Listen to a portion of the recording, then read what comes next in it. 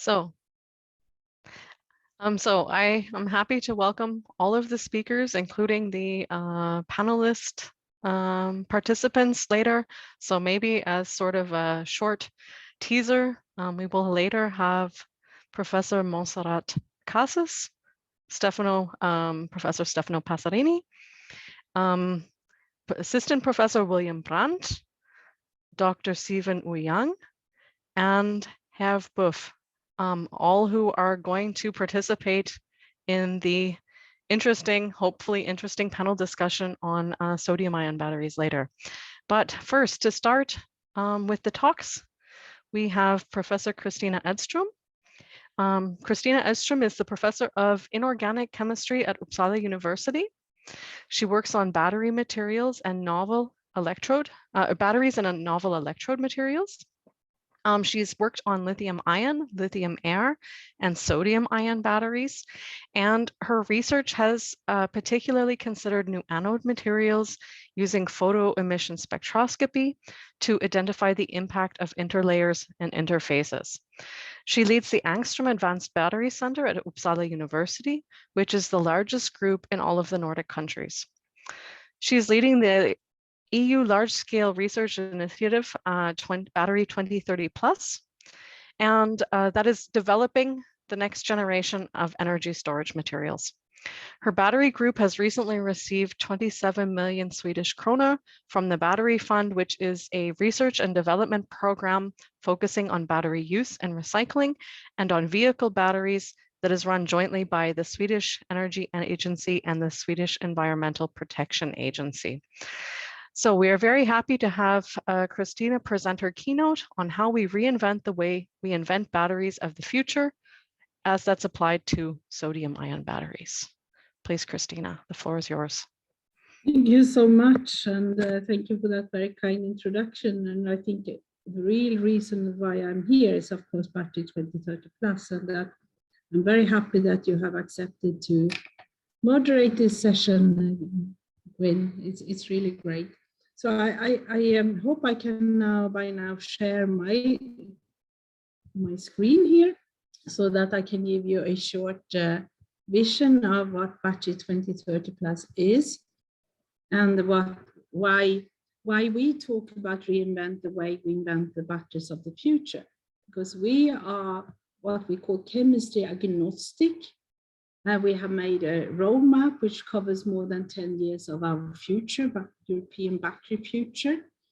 And we have chosen to be an addition to the European set plan by finding and describing techniques that can enable the batteries of the future. And I think that's really important. And our mission is to contribute to a carbon neutral society and accelerating the find of new materials and new battery concepts. Also, to add smart functionalities for battery cells. And we always have manufacturability and recyclability in mind. So we made a roadmap based on these issues. And what more is that we are now implementing that roadmap. And I'll show you a little bit of the techniques and the projects we are. So we are this pan-European large-scale research initiative, and we are now implementing the goals set out in this roadmap. So we are doing that through a number of projects, and we have a coordination support action binding these projects together in a collaborative manner, and I'm coordinating this coordination support action. So we have the biggest project is called Big Map, and I will explain what that is. We have Instabat, Sensabat, and Spartacus for sensoring, Hidden and Bat Forever for self-healing. And we have some further goals, and that is to invent the ultra-high performance batteries of the future that are safe, affordable, and sustainable with a long lifetime. But even more, we need to provide new tools and breakthrough technologies to European industry, and also enable European leadership. You know that Europe needs a lot of skilled people to really take part in this transition now to a climate neutral continent. And we are 102 partners from 24 countries, 20 are member state countries, and then we have also 4 associate countries. In total, we are 24 in Europe. And you can see that the project leaders span all over in a diagonal fashion over Europe. And as I said, we have a chemistry neutral approach. So why have an excellent seminar on sodium batteries? Well, we think that our methods and ideas can be applied to the sodium-ion battery field, and it's very exciting to see what's going on there. So what we can sort of design to fit to that kind of chemistries. And with this sort of roadmap and with these projects, we are covering the 3 sort of themes we have, and we have put up goals, short-term, medium, and long-term goals for these 3 themes for accelerating discovery of battery interfaces and materials, what we call battery interface genome and materials acceleration platform, big map, integration of these smart functionalities, and have these cross-cutting areas. So in short term, which will end 2 years from now, 2023, because we are 1 year into our program, we develop theoretical and experimental platforms and tools. Next stage, we already know that we have new RNI actions that open to 2022, so we can continue to build along this roadmap. We will integrate the different parts. And then we hope to be convincing for both European Commission and the industry that we actually need also to finalize our ideas along our roadmap with having a platform set in place. What we are really aiming for is really the target raw materials, battery materials, cell design, cell production, because that is sort of the lacking competencies in Europe. I think we are quite good at application and recycling. And you know, we are the world leaders in electric vehicles. We have actually passed China in number of sales of EVs and plug-ins, etc. So we are quite good at the application side. So we are complementing this picture here, and that has come up as in dialogue with the European Commission that this is what they wanted us to do. So just to give you a little bit of a flavor of this big map project, we have this materials acceleration platform where we hope to make a self-driving laboratory for discovery and optimization of batteries. We hope to advance development cycle 10 times. And if you compare with the pharmaceutical, to have a drug on the market, it takes about 10 to 15 years. With the vaccine for COVID, the COVID virus, it took 1 to 1.5 years to get it functioning. And we hope that because the battery production line is about the same time scales as producing drugs, we hope we can be just as successful as the pharmaceutical industry has been now. And we are also looking at the different chemistry to extend lifetime and also their stability. So if you think of a sodium-ion battery, which has come more recently than lithium-ion batteries, to come to the same stability and so on, we need to really understand the details in what's going on in the battery. And also to press the different chemistries to really deliver at their potential, what they can deliver. And this is our big map project. And in big map then, we try to have this looping sort of approach where we have new battery materials and interfaces. We have building up robotic labs. There are in Münster, you have one building up now also in Ulm. And we have even that in Sweden, where you can screen electrolytes and materials and test cells in a much more rapid way to really see what's going on. We are developing operando and characterization techniques in a better speed, also in collaboration with the synchrotrons and neutron facilities we have in the world. We have multi-scale simulation and physical models and trying to self-driving laboratories using building a battery ontology and some kind of inverse computational design for these battery materials and interfaces, and use machine learning modules. And by this, we hope to have an artificial intelligence orchestrated discovery. And this is a very different way of working compared to the traditional trial and error, modeling a compound, trying it to synthesize it. It didn't work, go back and try to model something new. And we also hope to have better models and better predictions in the model. So we have the European Battery Modeling Council on board. We have the HPC facilities on board, etc., and the synchrotron facilities. So it's exciting.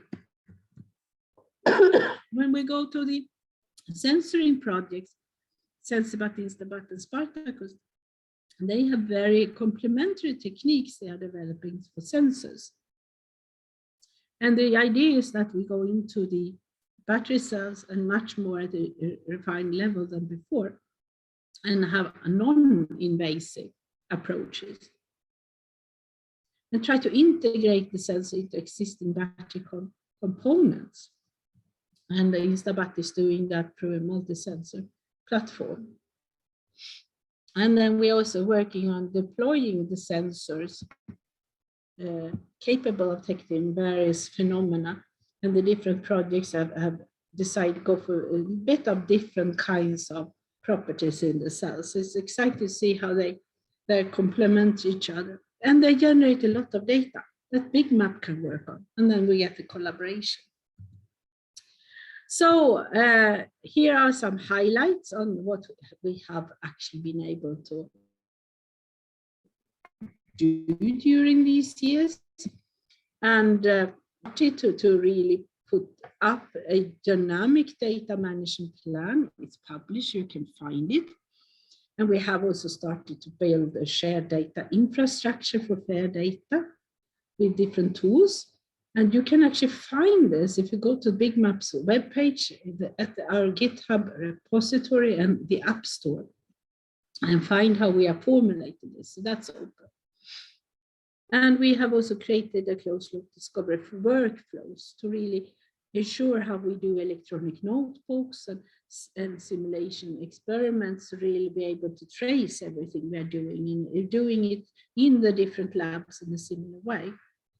And I've just talked about the differences between the sensoring projects, but just to complement that, the self-healing project is starting to have some new interesting results about polymers. I can sort of stretch and accommodate the volume changes for silicon particles that are so difficult to stabilize in a carbon matrix as a nanomaterial.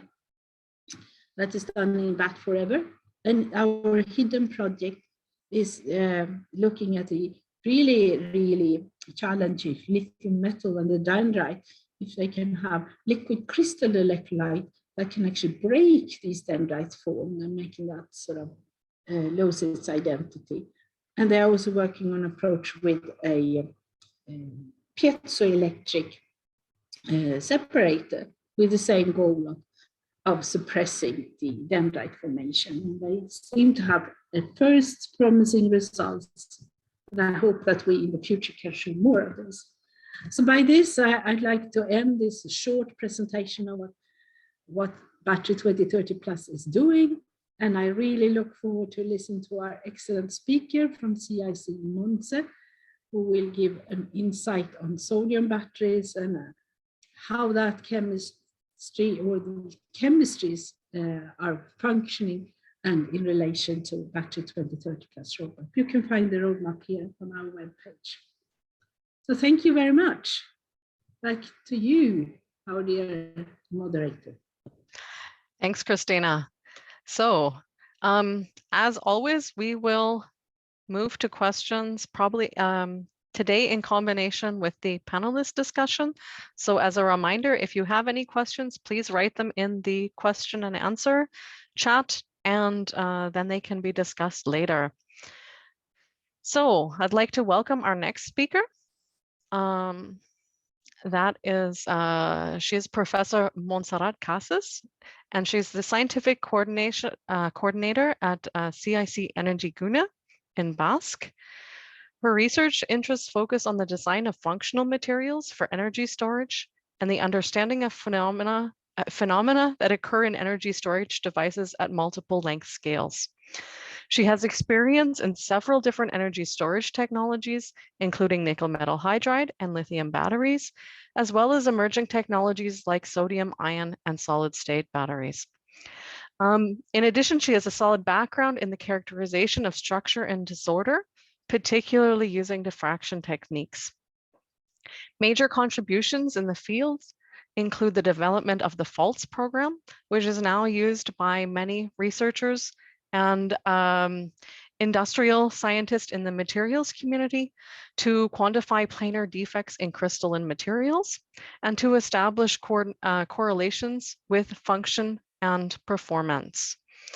So I would like to welcome Professor Casas with her talk on sodium ion as an alternative sustainable battery technology. Thank you, and the floor is yours. Thank you very much. And thank you also for the invitation to talk about sodium ion technology. I am now trying to share, okay, so now it is full screen. So let me introduce this technology and show you some of the recent developments that have been occurring in the last years, as well as some of the major challenges that still need to be overcome. So today's economic and environmental conditions have really boosted the demand of energy storage solutions.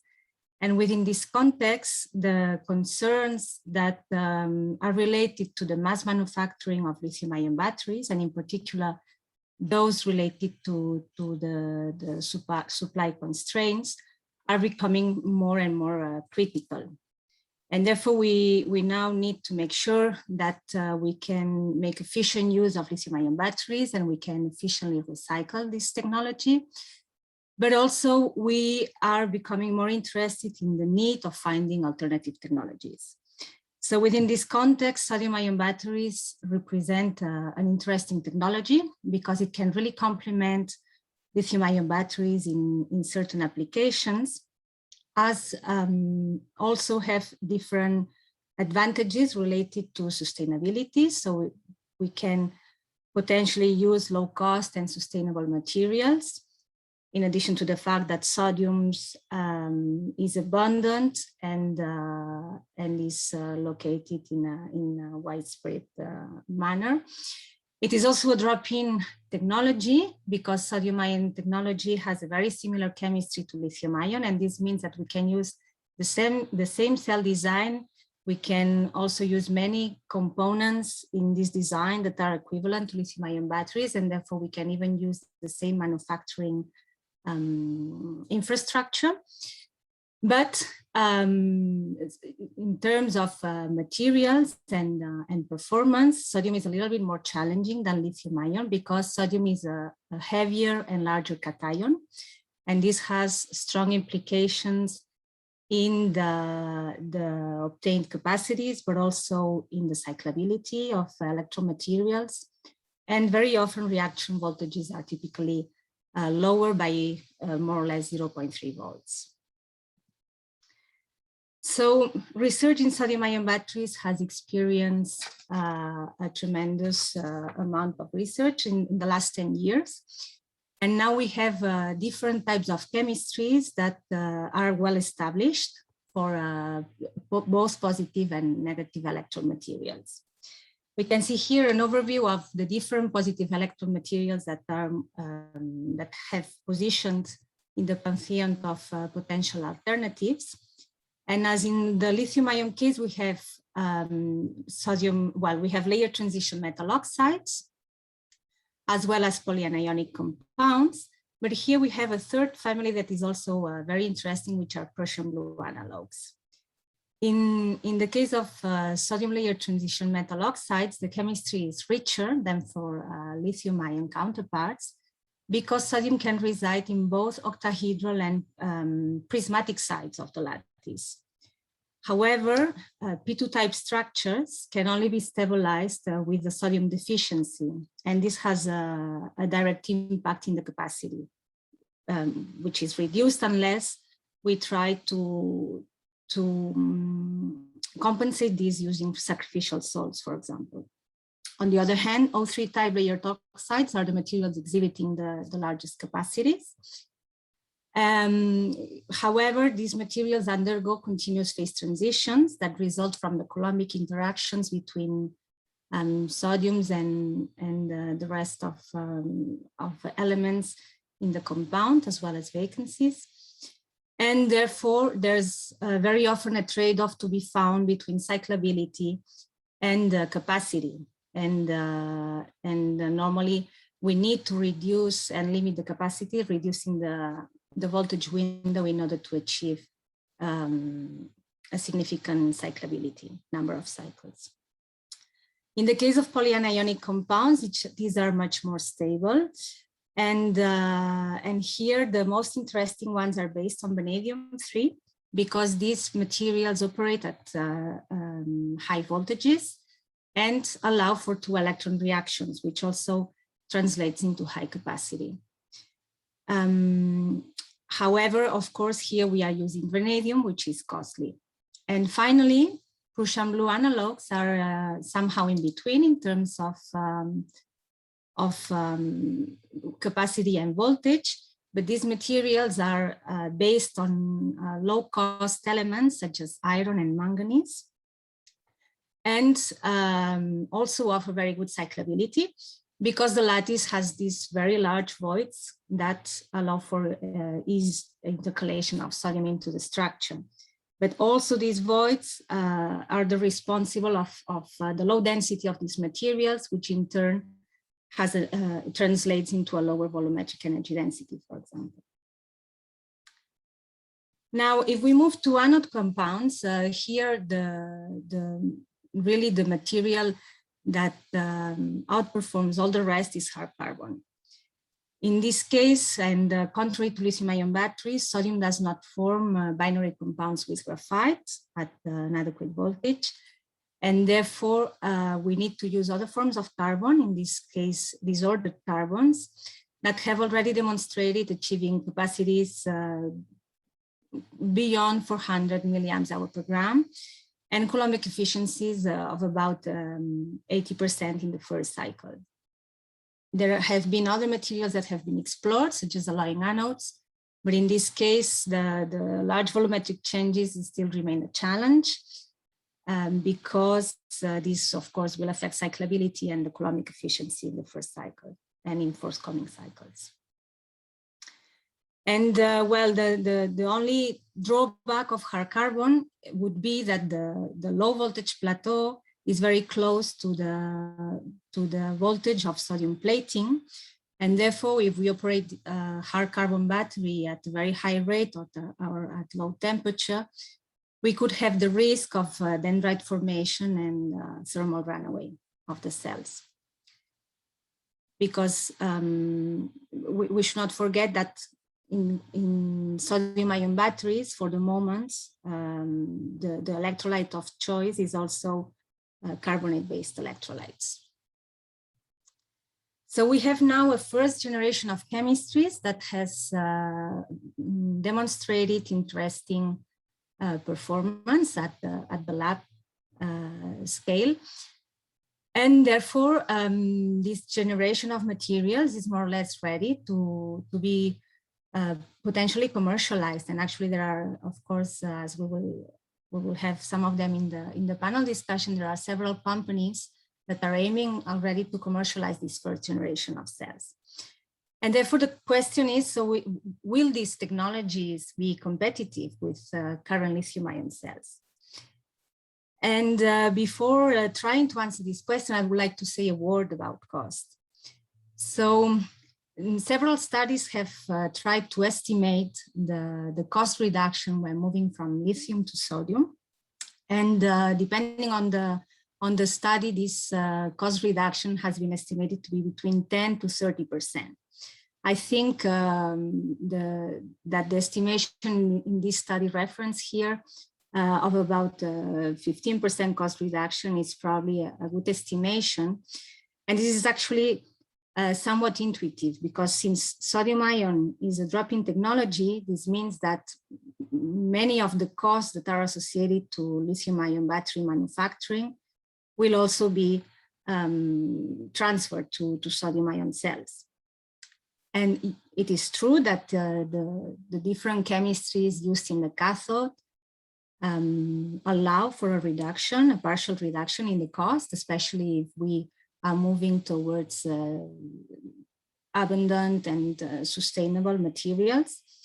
But it should also be noted that the replacement of the copper current collector at the anode site is one of the major cost reduction factors. And this is one of the main advantages of sodium besides sustainability, because sodium does not alloy with copper.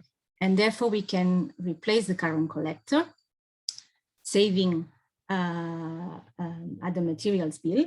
But also this offers the possibility to store and transport the cells when short-circuited at 0 volts. And this will also have an impact in lowering costs, in addition to safety. And however, on the other hand, this limited margin in cost reduction also means that sodium ion technology needs to catch up lithium ion evolution also in terms of performance indicators, because otherwise this will very soon become will not compensate if performance-wise we are not able to compete. Now, so if we want to evaluate the technology with respect of key performance indicators and compare it to lithium-ion cells, this is a difficult exercise because we are trying to compare a technology that is not mature yet.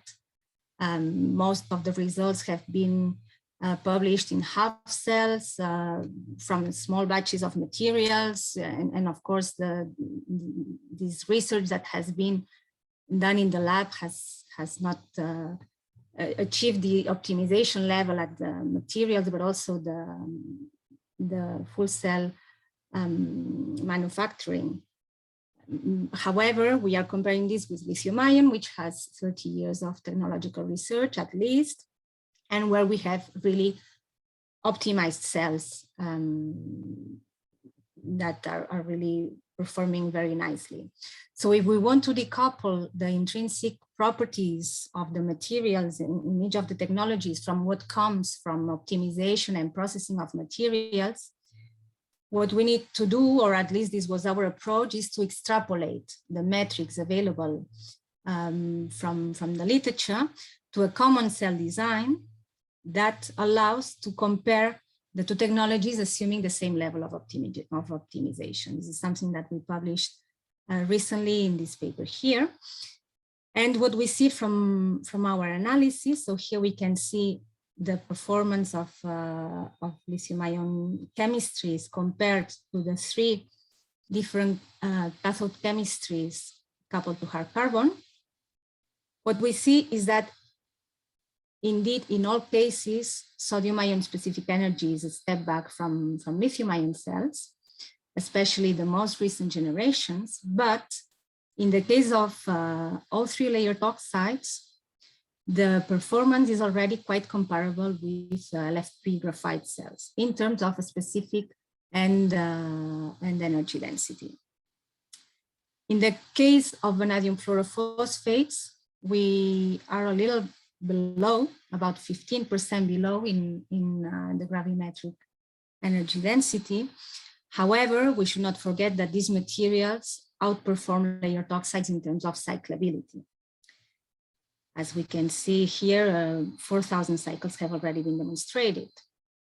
And if we now look at push and blue analogs, as I was mentioning before, the lower density of the material and the lower voltage also result in a lower value. But here again, we are dealing with also very stable materials made from low cost and abundant elements.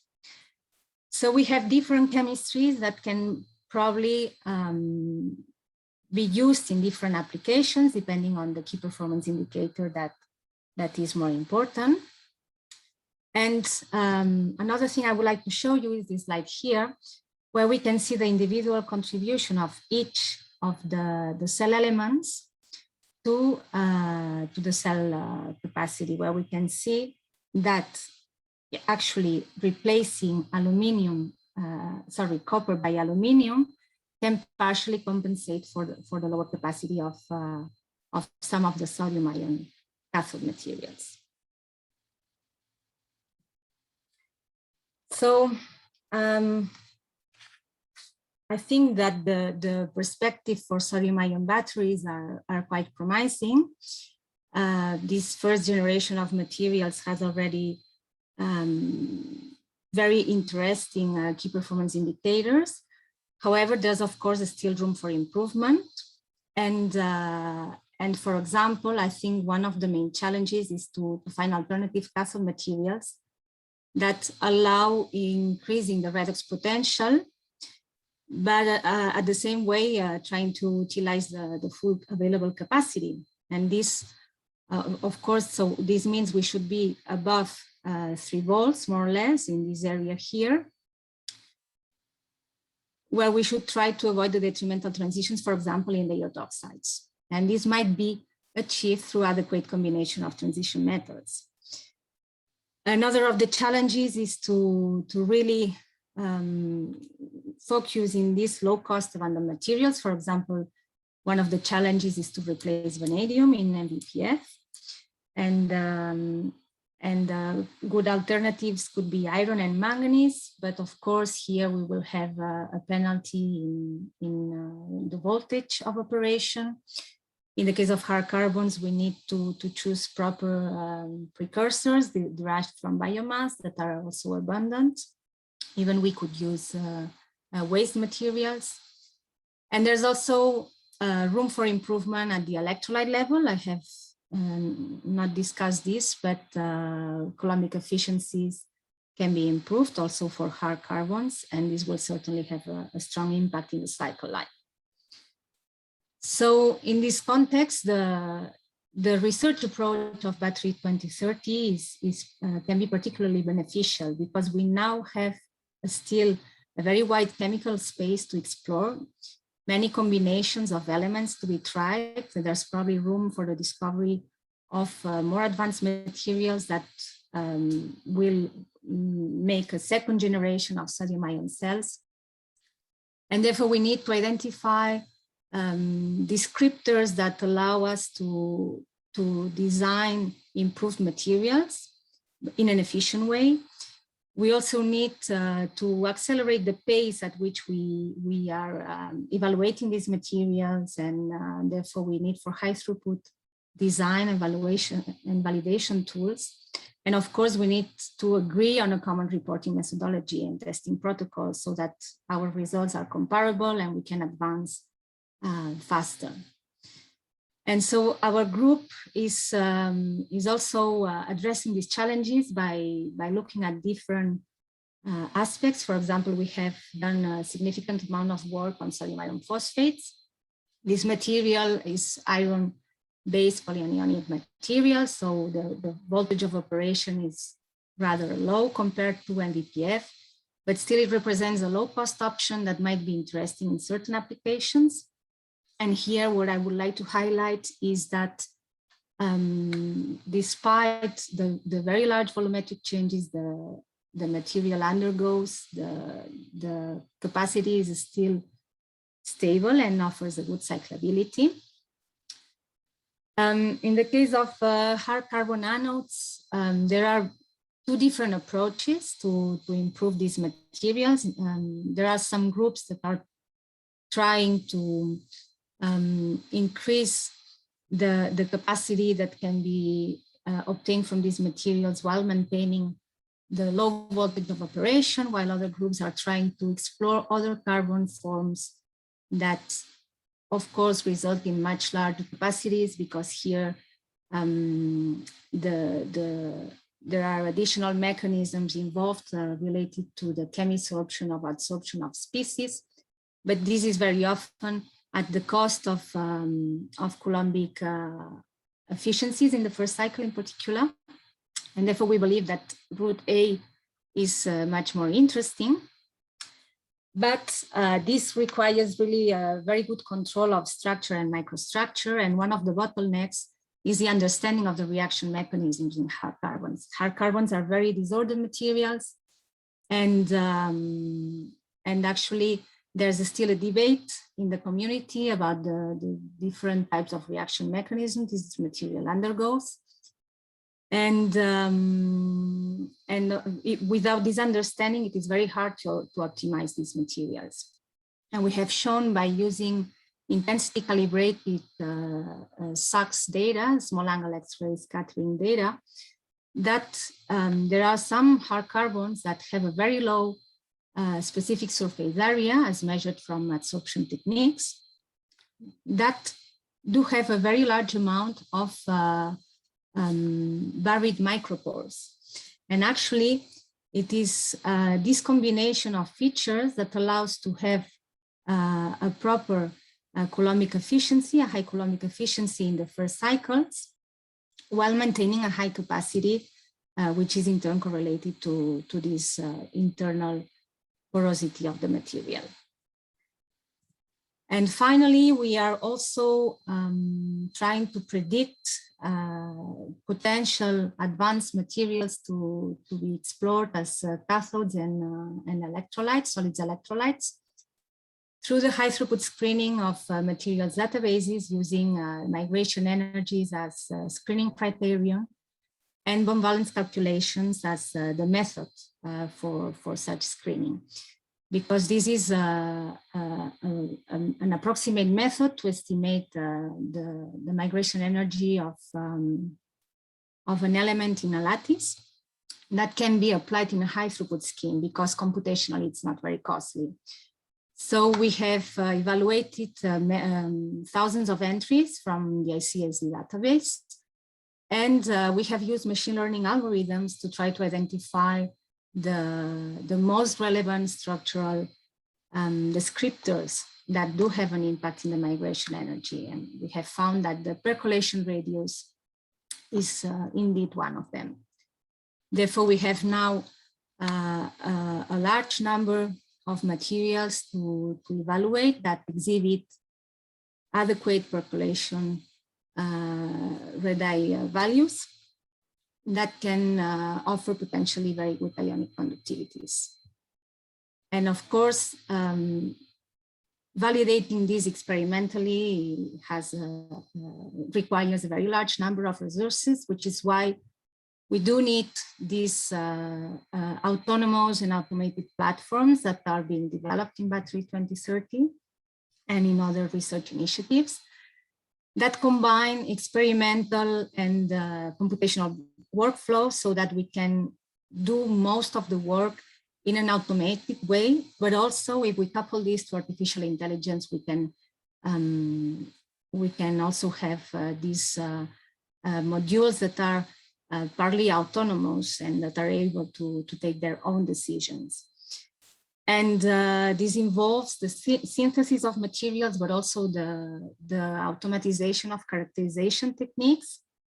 For example, evaluating X-ray data or electrochemical data. And this is something we are also now working on by developing an automated version of Prof, which is a software for the treatment of X-ray diffraction patterns, together with some of big partners of the Battery 2030 initiative. And with this, I would like to finish by thanking also my co-workers and funding agencies, and you for your attention. Thank you very much for the very interesting talk. As before, we will leave the questions for the discussion later and move on to our next speaker, who is also the moderator for our panel discussion, Johan Söderbom. He's the thematic leader of Smart Grid and Storage at EIT Innoenergy. Johan has more than 25 years of experience in the energy industry, primarily within R&D. With his role at EIT Innoenergy, a European player in accelerating sustainable energy innovation, and backed by the European Institute of Innovation and Technology, Johan is now responsible for technology and business strategy in the smart grid and energy storage fields. So I'm pleased to welcome Johan and who will present on sodium-ion batteries and the battery market. Thank you very much, Gwen, for that nice introduction. I will share my screen if I.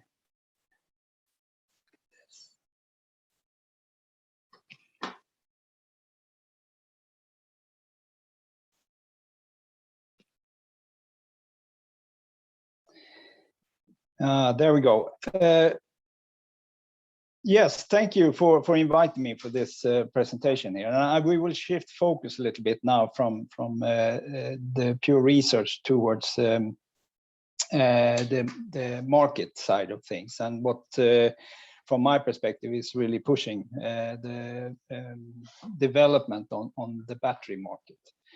And I like to start with moving back to 2017 and looking at the situation that we had then when it came to battery materials, raw materials, process materials, as well as manufacturing of cell modules in Europe. And at that point, the European Commission was actually starting to get a bit interested in this, since there was really a strong driver for the transition towards electric mobility. And this is part of what we have all promised to do according to the Paris Agreement. And it was quickly realized that if this is going to happen in the way that it was laid out, then that's quite an impact on the automotive industry. And in order to be able to actually make the transition as agreed and planned in the different national plans, it was really clear that it's necessary to have a battery supply for the vehicles. And at that point, there was some realization, according to the diagram you can see here on the slide here, that, well, that will be complicated if we are going to rely on European players on this. And there was a lot of discussion at that point, not so long time ago, but there was a lot of discussion on if it's actually possible to build up some sort of a battery manufacturing in Europe. And if actually the automotive companies were actually going to be interested in doing that.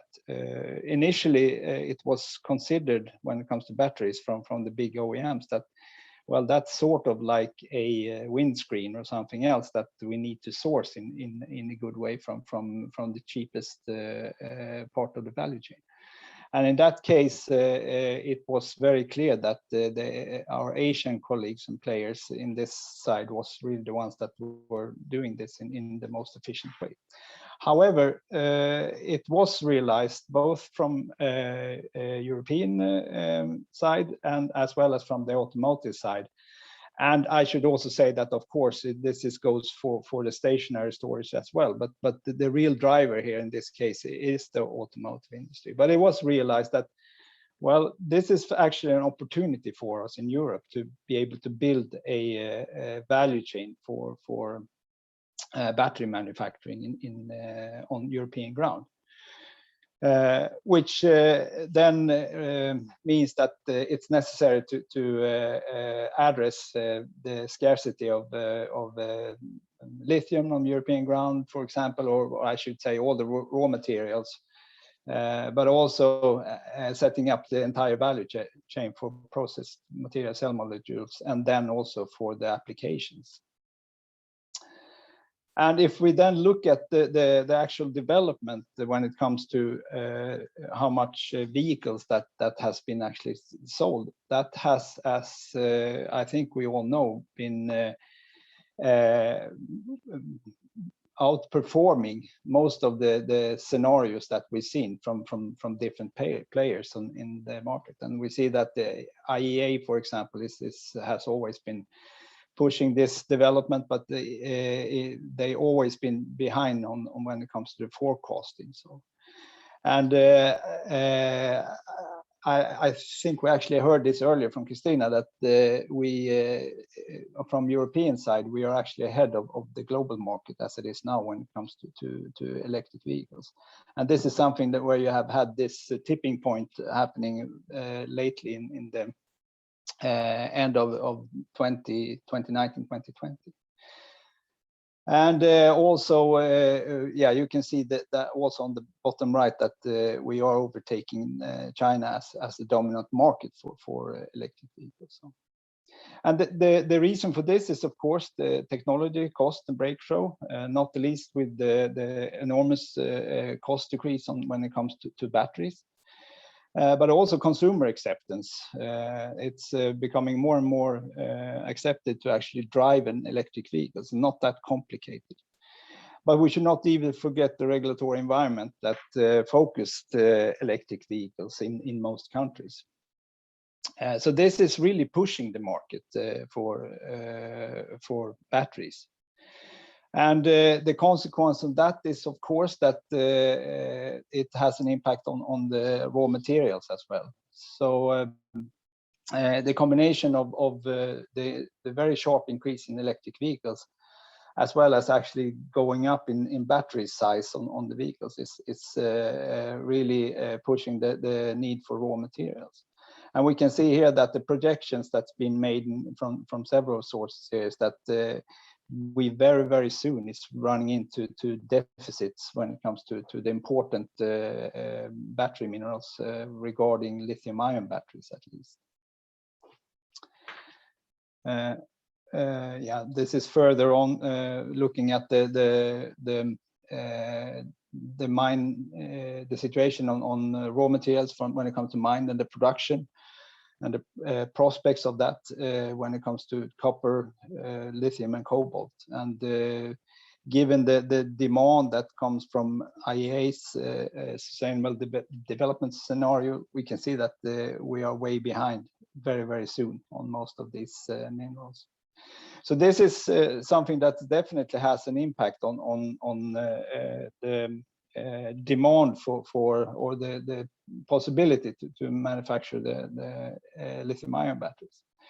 Furthermore, European Commission has taken this seriously, and when it comes to the battery strategy that has been deployed in Europe, it's been actually a concerted effort when it comes to several different areas. And looking at securing access to raw material, for example, there is a list of critical raw materials where the battery minerals has been put on those. We have been listening since 1 o'clock today about the accelerated R&D when it comes to this, and how much is actually done and focused when it comes to financing on this side. When there's been a strong focus on sustainability from the Commission to when it comes to batteries, so taking a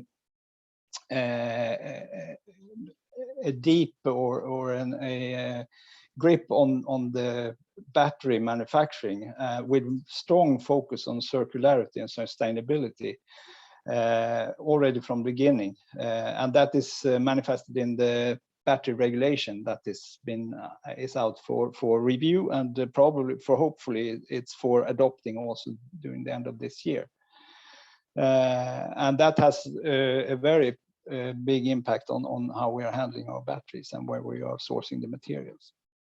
Also supporting cell manufacturing has been strongly pushed by the Commission as well, and there's 2 IPCEI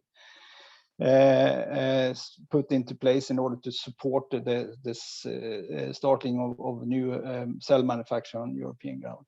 Securing skilled workforce, it's been realized that this is something that's necessary in order to be able to also manage the transition here to battery manufacturing on European ground.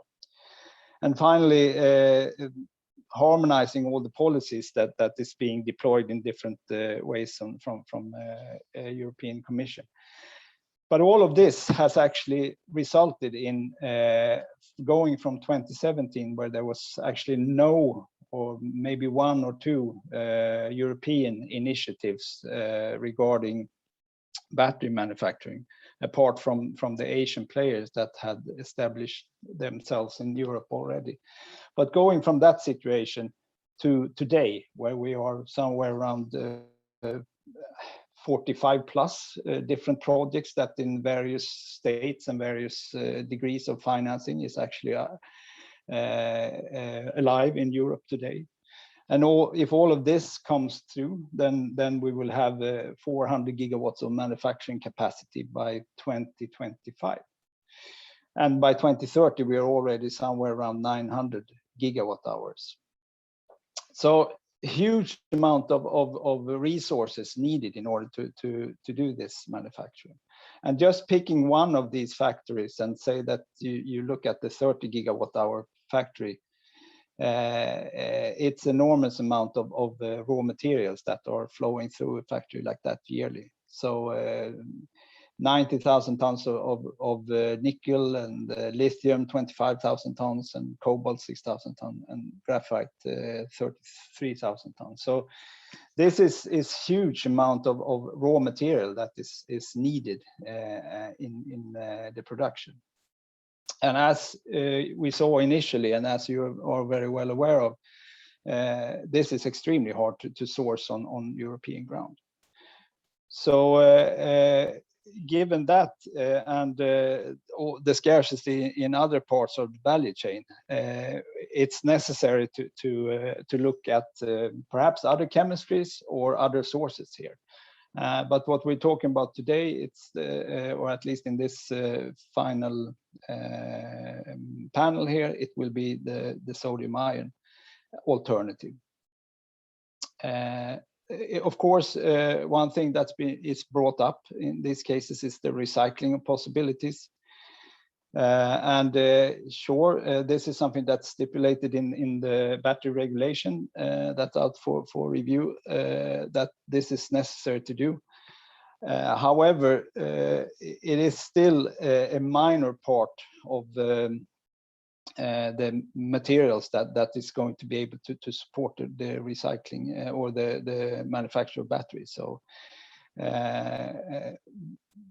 there's still a need for virgin materials in order to be able to support the huge demand of batteries that we have, driven in this case by the transition to electric mobility.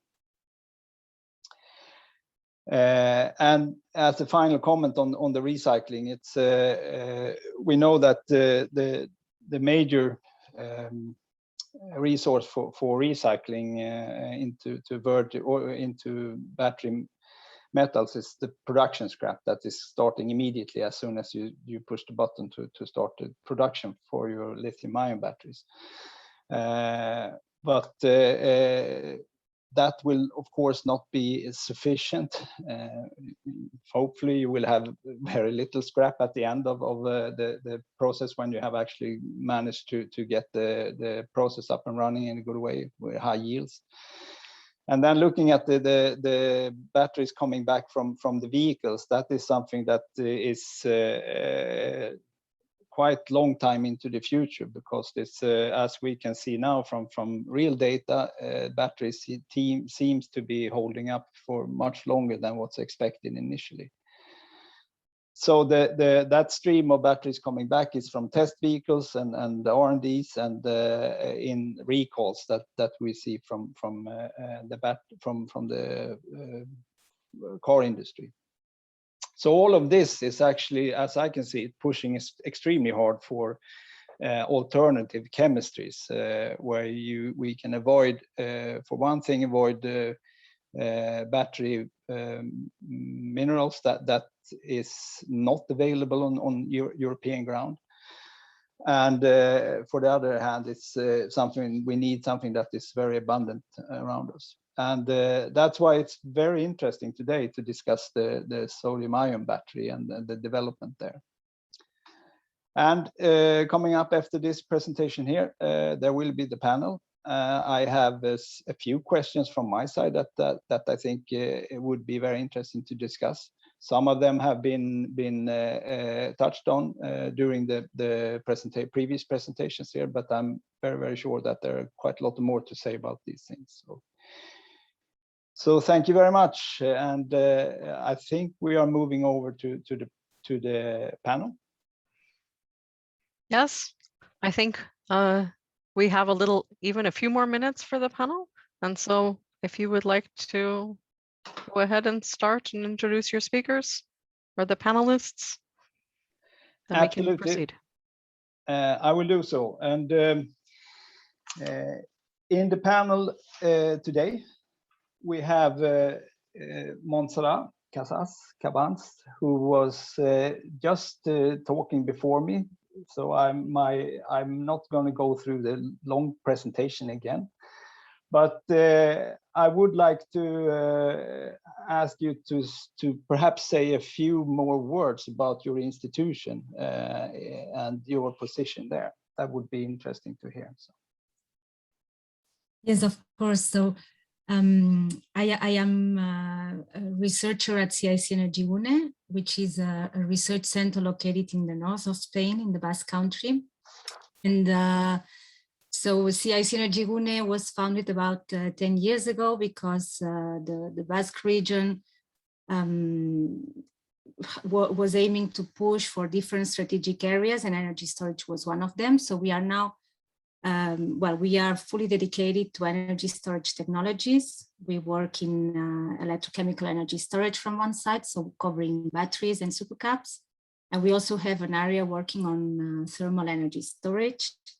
And I would say our particularity is that we cover different aspects of the value chain. So we work from the materials to the cell level, the cell prototypes, but with different focuses. We have experts in computational tools, in synthesis, characterization, and cell integration.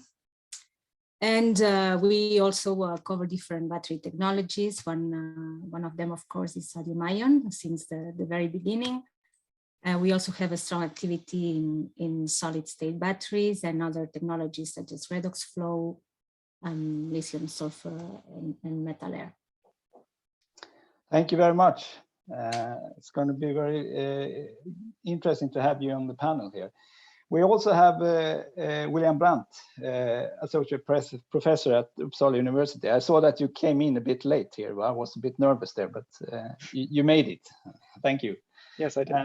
Yeah, and you've been working with sodium-ion batteries for a long time. I think even since you were in Australia, but you've been with the group in Uppsala, and you're an associate professor there, together with Kristina.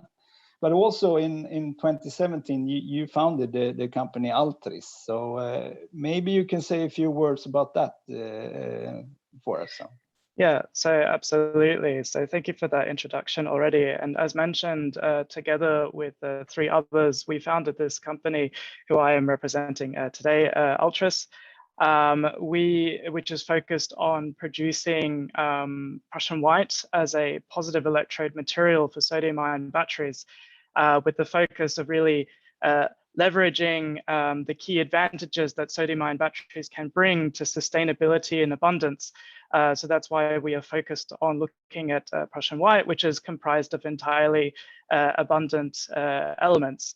So today, the company is focused on producing this material primarily, with the view to get it introduced into sodium-ion batteries. And my role there is helping with material design and patenting around material production and related aspects there. So I'm a materials chemist, and that's how I fulfill my role at ALTRIS. Thank you very much. It's also going to be very interesting to hear your views on this. And I'd like to move on then to Dr. Stephen Young, who is with us from CATL, where you're president of R&D department. And CATL is a very, as we all know, very impressive company. It's a giant when it comes to batteries. So maybe you could say a few words on CATL and just your view on sodium-ion batteries. And since you are one of the few that's actually made a statement that this is the way forward. So. Yeah. Okay. Thank you.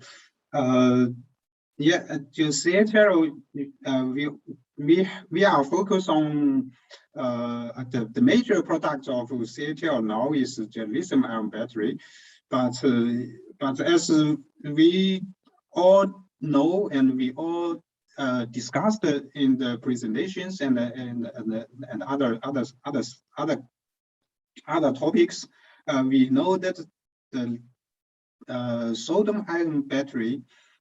Development of sodium-ion battery is necessary because of in the future the lithium resource is limited, and the sodium-ion battery will be cheaper than the lithium-ion battery. But before we can mass produce the sodium-ion battery, there's some conditions we need to achieve. For example, a successful product should be cheap and have similar performance or similar quality. So for the sodium-ion battery, currently we think the raw materials are cheap, but the final product, the price of the final product is not cheaper than the lithium-ion battery, just because of the energy density is lower than the lithium-ion battery. So the production and the other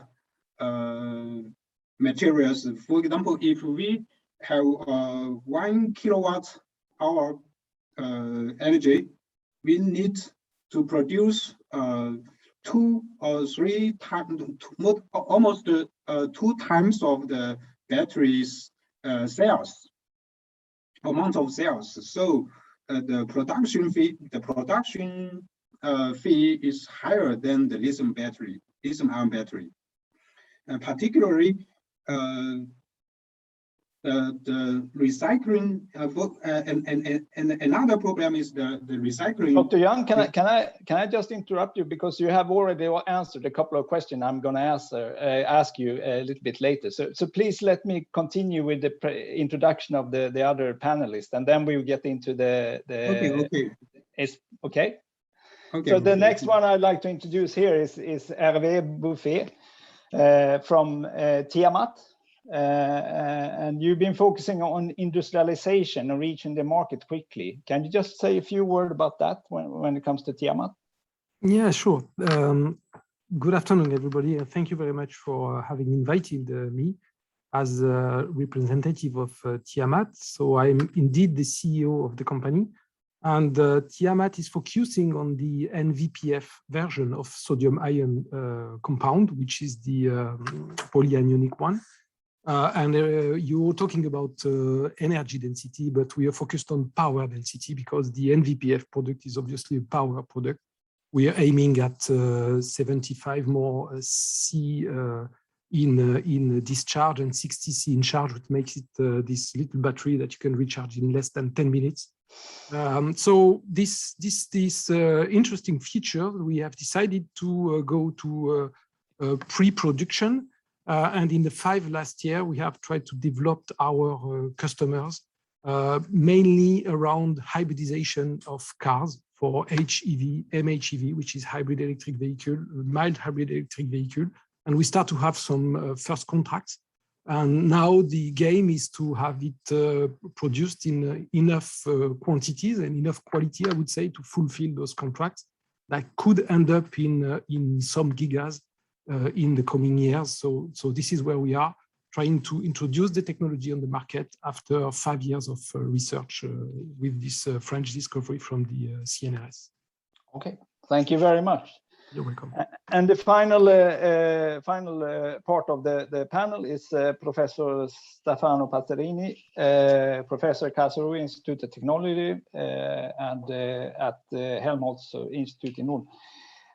Stefano, you have been introduced earlier today when you had your speech at early afternoon. And your focus was on stationary, strong focus on stationary storage. Perhaps you can expand a little bit on the view on lithium or sodium ion batteries on that side before we kick off the discussion. So. Well, yes, I mean, but I agree with the statement made before by Mr. Ouyang. So that we still need to decrease the cost of sodium ion or we have to wait until the lithium ion batteries cost will start to increase because sodium ion can be produced. I mentioned during my talk that one of the inconvenience is actually the electrolyte, which is very costly, and obviously we need more, right? But I mean, with the expansion of the electric vehicles, most likely lithium ion will increase. The cost of lithium ion will increase. There will be shortage of materials. And then for stationary storage, sodium ion can be a play. Right.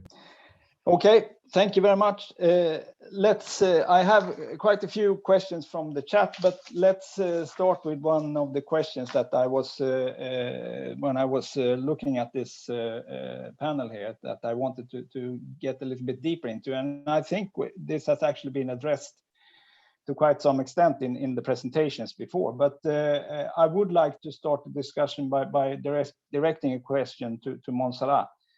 And from a researcher perspective, there's been quite some extensive research on sodium ion batteries for many years, with more or less promising results. However, now we see commercial steps being taken, or some fairly big leaps being taken on the research side as well. How come this is happening now? Can you see something about that, and also point towards where you see the biggest hurdles that needs to be overcome? Yes, so yes, indeed. I mean, sodium ion batteries started being developed in the 80s and even before, more or less at the same time as lithium ion batteries. But I think the promising results in lithium ion somehow left sodium aside. And it is recently, in the last 10 to 15 years, that we realized that we need to find alternatives also that complement lithium ion. And this is how this technology has experienced renewed interest. I think what we are facing now is that we have now a first generation of different cell chemistries, the three main types I was mentioning before, that have reached a certain maturity with some interesting performance indicators, and that are now ready to move to higher TRL and to prove that sodium ion technology can be a real contender. I think these now need to show how these work in real demonstrators, and I think this is one of the steps that needs to be taken now. And if this is proven, I think the market confidence and market acceptance will follow. I agree also, one of the main challenges is to reduce the cost, either by replacing the nature of the materials or either improving performance. And I think this will be the major steps to be taken from now on. Okay, thank you. Interesting. I'd like to revert back to Stefano to give your opinion a little more detail, because you were pointing out the electrolyte as one of the major issues here. So can you expand on that a little bit? I think you're muted. Yes. Much better if you're not. A few years ago, we did a study, a cost analysis of sodium-ion batteries, and actually it was clear. The results was clear that sodium-ion would have been more expensive than lithium-ion. This was 3 or 4 years ago. Okay, in addition to be even have a larger volume and maybe even more weight. Okay. It's clear that the research has to be performed and we need to improve, because sooner or later we will need something else than lithium. We cannot only rely on lithium, okay? But still, one of the expensive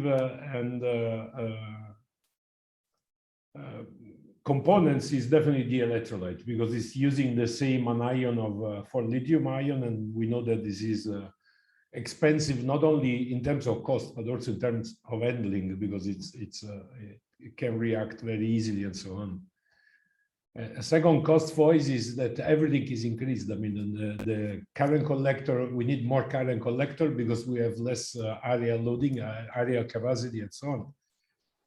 But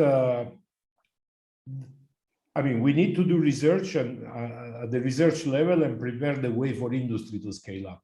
Because clearly, if industry sees that they can make money, they will optimize the cells like they've done with lithium ion. I mean, okay. I think Mr. Ouyang can confirm on this. Also, sorry, I forgot the name of the person from Tiamat, right? Okay, let's open then for some comments from the other people. Stephen Yang, perhaps you can comment on that, because industrialization is definitely one necessary step in order to decrease the prices here. So.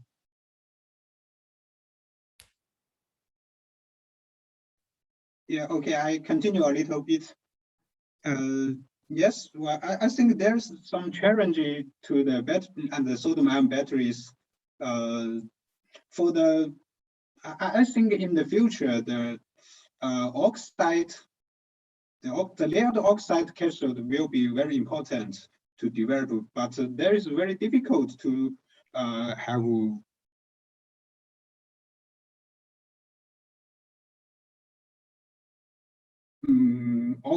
layered oxide cathodes, because of the we know that the layered oxide have a lot of phases, and the phase stability, and which will finally lead to the recyclability, the cyclability of the oxide. So for the development, we need to solve those problems. And for the Prussian white, I think the Prussian white material, I think also is very important, but we need to solve the problem of recycling, because for the sodium-ion battery, mostly we know the raw materials are cheap, and if we doing the recycling of the sodium-ion battery, the economic is not the value of the economic value is not good enough. So we also need to develop more convenient manner of the recycling in the future. And also, I think the hard carbon, to develop good hard carbon is also important in the future, because the hard carbon, there we need to we need to design some feature the hard carbon with high Coulomb efficiency and high capacity in the same manner. So this is also the challenge for the development of the sodium battery. Okay, thank you very much. I'd like to pass the word to William Brant here, because I think you have been looking a little bit on recycling as well from an ALTRIS perspective here. So I guess the conclusion that we came for the recycling of our material is that since it contains only iron, sodium, carbon, and nitrogen, sort of the gains you get from recycling are not as much as the cost of recycling it itself. So given that all the elements are abundant already, I mean, we can recycle it, and we've demonstrated ways to do it. But sort of the need isn't nearly as pressing as if you had, say, nickel, manganese, or cobalt in your electrodes. So it's certainly something that can be done, but the pressures, we feel them a lot less. I have an extra comment actually relating to the cost of the materials in relation to an application in stationary energy storage. One way to decrease the cost would be to increase the cycling lifetime, so to decrease the lifetime cost of the materials. But the only way to sort of demonstrate this is to have commercial batteries produced at scale that last for 10 years. And that's quite difficult to demonstrate in a short time frame, but that's one thing that should be targeted as well. Yeah, that's very interesting. Herve, maybe I can let you in on this as well. So. Yeah, a little comment on the cost, if you don't mind, as we are selling kilowatt in our side. I mean, the price per kilowatt hour is not that much of a big concern. Anyway, as far as price per kilowatt, we are very, very well positioned. And I would say that this happens only if we are able to upscale the active positive material. Today, we have managed to have 1 ton production per year. Our future needs are going to be more than 1,000 tons per year. So this is going to be a very, very important step to address. And I would add as well that the electrolyte salt as well, sorry, the NaPF6 is something that needs to be industrial as well, because we're using it in the industry for very little applications and there's no capacity today. So if we want the price to be as, let's say, positioned as the lithium, the LiPF6, we really need to have this upscale. And last comment on the maturity as well, if you allow, one of the drawback as well that I see is that we have very, very little time to develop our product, because sodium-ion battery, as far as NVPF Tiamat product is concerned, is only 5 years old. And we've only had 5 years old to develop our SEI formations and things like that, which is today, compared to a technology which is lithium-ion, we took 30 years to develop correct SEIs and things like that. So we are urged to do quickly things. We are managing it, but that's the point of entry on the market with a product that is, let's say, good enough and priced, honestly priced, and being on the market is something that we are looking forward to. Thank you. I'd like to get back a little bit to this in a few minutes, but I think we should take just a few questions from the audience. One quick one here, I think, just a question, because we are talking about sodium batteries. How is the sodium metal or precursor being produced? So I guess it's a basic question, and is someone up to give some basic information here? Well, sodium chloride is widely available from seawater. I mean, we use tons and tons of sodium chloride, and it's very cheap. Like if you consider in Italy, where we cook pasta every day, we use a lot of salt. Then it's electrolysis, like lithium. So it's the cost of electricity to electrolyze sodium to sodium metal. Thank you. Next question in line there is, could sodium-ion battery be used in electric vehicles? And perhaps we could direct that question to Dr. Young.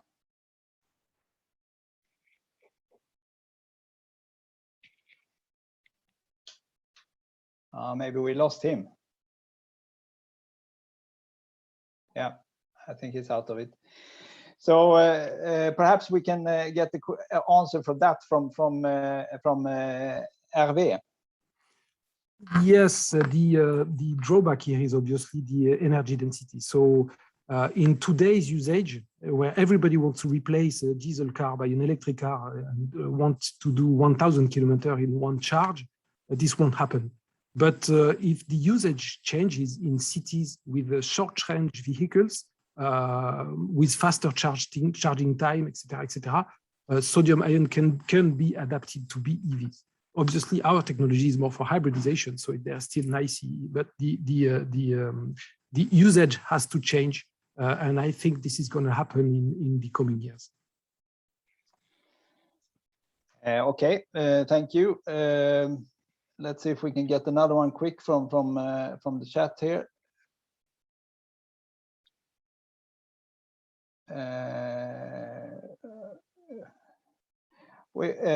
We see the production trend of copper actually goes. Oh, that's I'll answer that offline. Next one is something I'd like to pick up on. How far from commercialization of sodium-ion batteries are we? This is something that's been discussed a little bit in here, and something that Herve has answered to some extent. But how far are we from actually having energy storage systems based on sodium-ion batteries that's out there?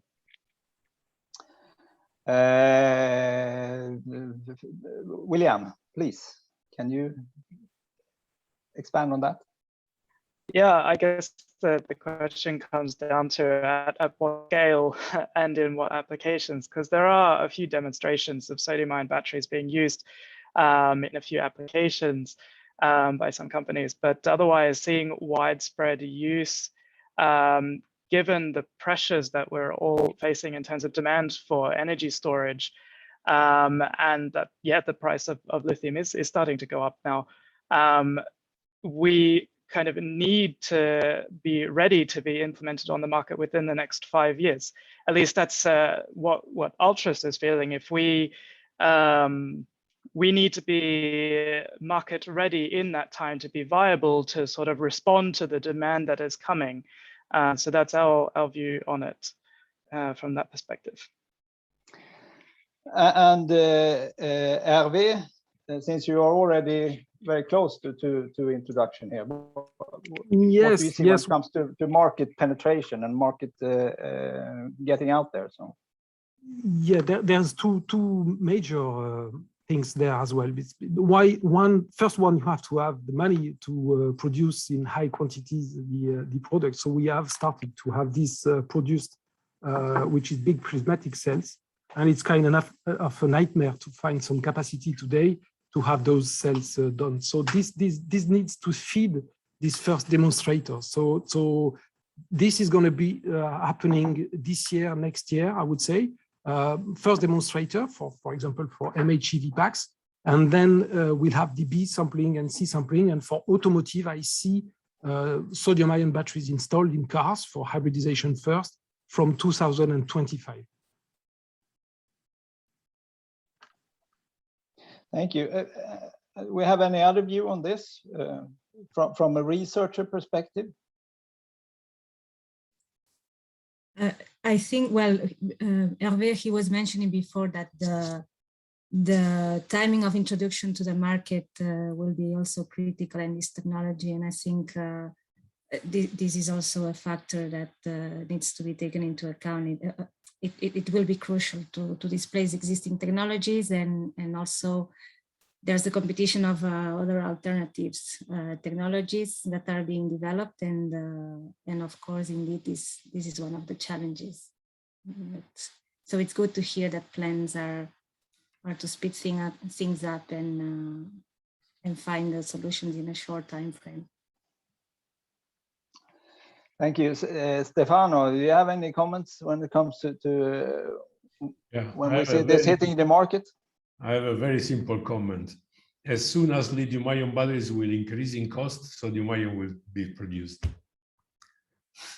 It's immediate. I mean, sooner or later, the lithium market will be shaken. The price of lithium-ion will increase. and then sodium-ion production will start, because it will be clear to industry that there is a need for an alternative, and not to industry, to everybody, that there is a need for alternative, and for industry that they can make money out of it. This is my opinion.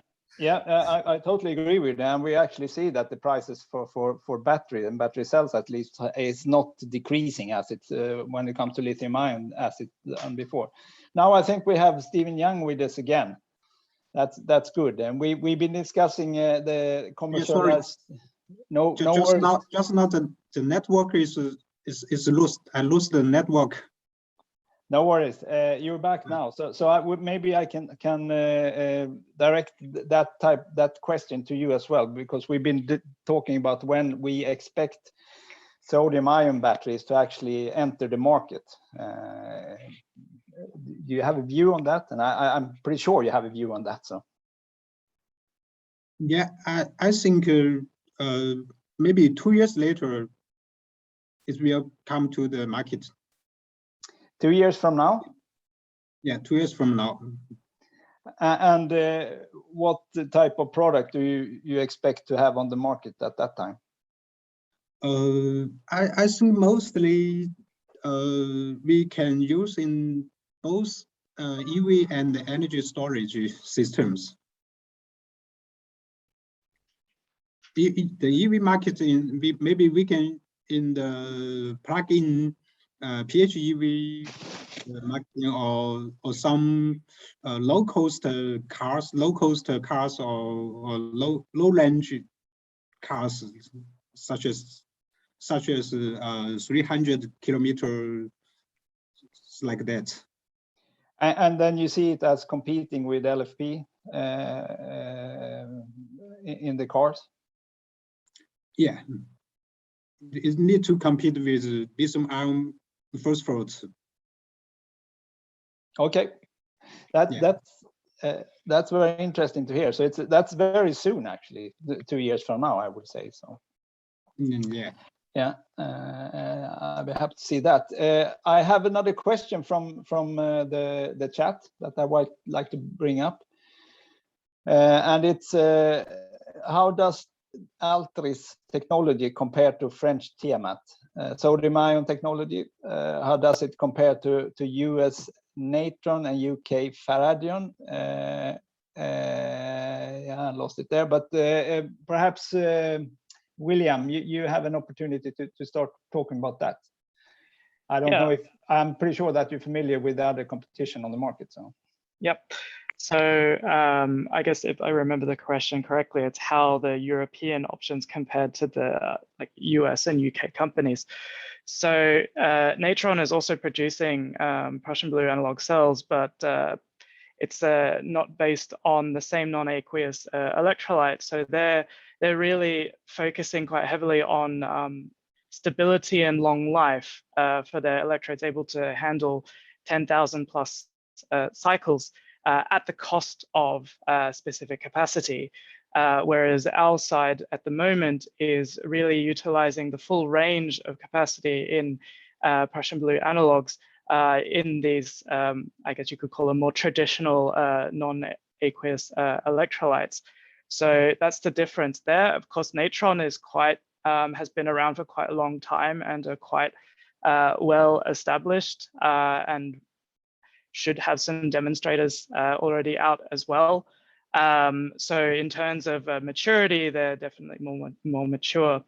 And then in comparison to, say, Faradion, they're looking at the layered oxides.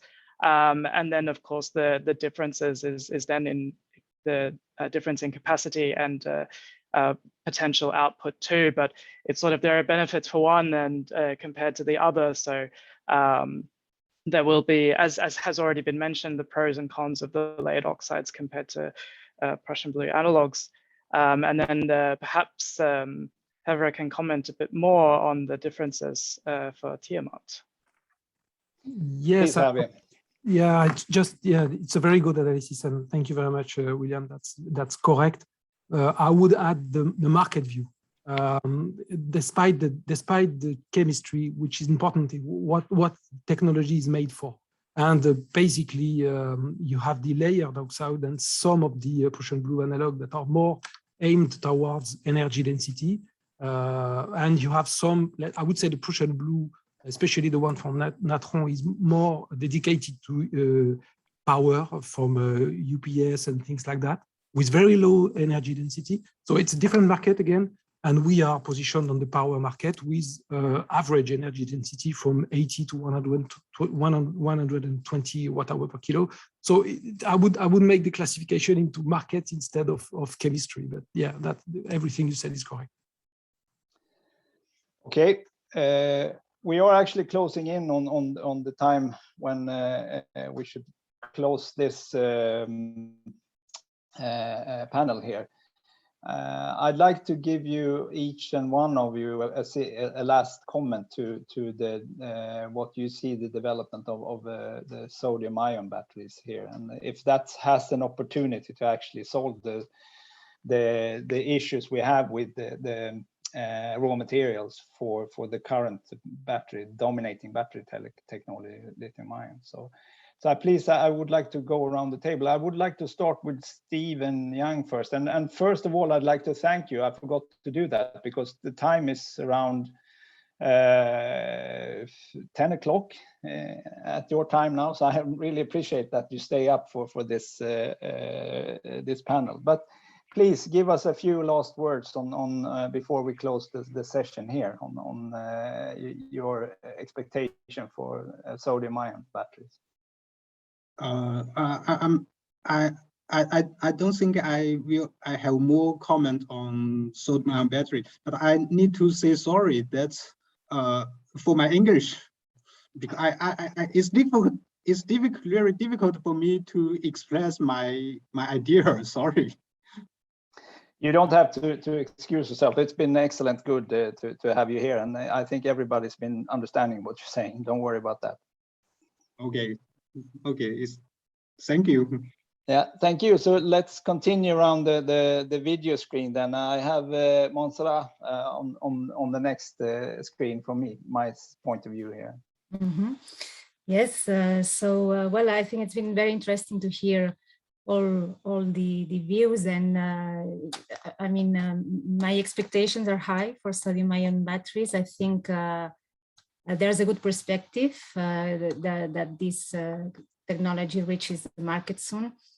Of course, there are many different factors, not only the materials, but also the mass related to mass production, to the cost of other technologies that will have, of course, a play. But I think in about 10 years, we've been able to the whole community has been able to speed up the development of this technology, and I think from a sustainability point of view is one of the best choices. Thank you. And then I have Stefano on the screen for next.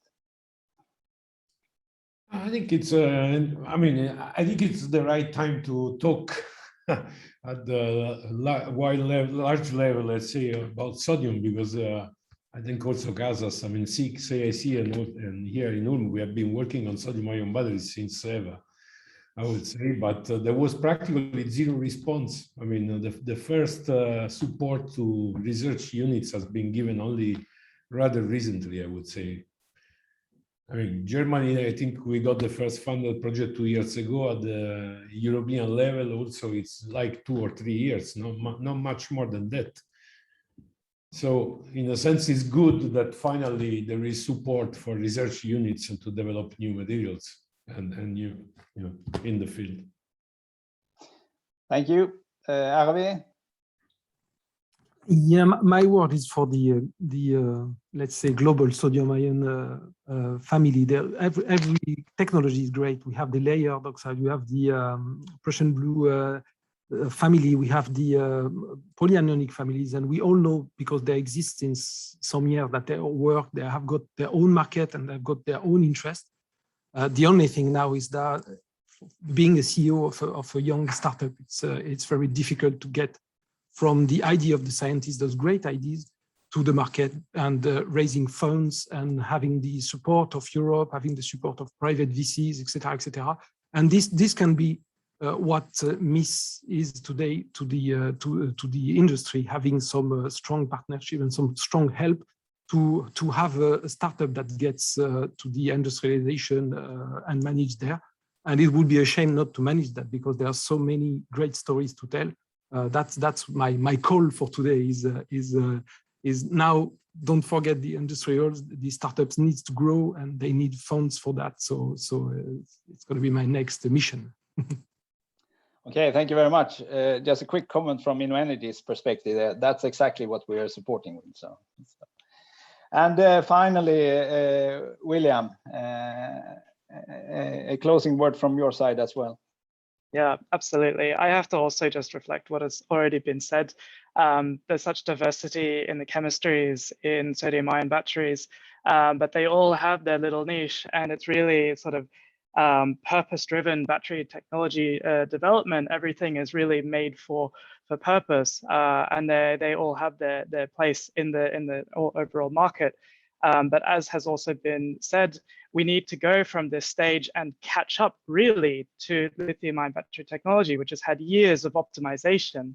And so this is really where we need the support now. We need a bit more acceptance from the larger cell manufacturers to actually get these materials into real cells in real applications. And it needs to happen quite quickly. So sort of the logistics of making this work is going to need the support, but it's also a really exciting journey to be part of. Okay, with those final words, I'd like to close the panel session, and thank you again very much. It's been very interesting, and of course we could discuss this for a long time more. So, but time is flying, so I would like to leave the word back to Gwen, who is going to finalize this session here. Thank you. So this has been really interesting, and hopefully it's been very informative for all of the viewers who have joined us in the conference. And especially for those who are looking to make a step into sodium ion or trying to monitor what's going on. I think all of the contributions of all of the panelists and the speakers today has been invaluable for all of our conference attendees. Henning, would you like to wrap up the conference itself? I think I'm allowed to say something also on behalf of Battery 2030 Plus. This is Kristina Edström.